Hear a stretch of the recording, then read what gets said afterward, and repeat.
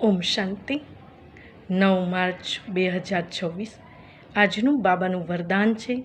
એક બાપના લવમાં લીન રહેવાવાળા, સદા ચડતી કળાનો અનુભવ કરવાવાળા સફળતા મૂર્ત ભવ।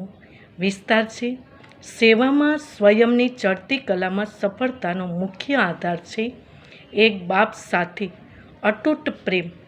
બાપ સિવાય બીજું કોઈ દેખાય નહીં। સંકલ્પમાં પણ બાબા, બોલમાં પણ બાબા, કર્મમાં પણ બાબા।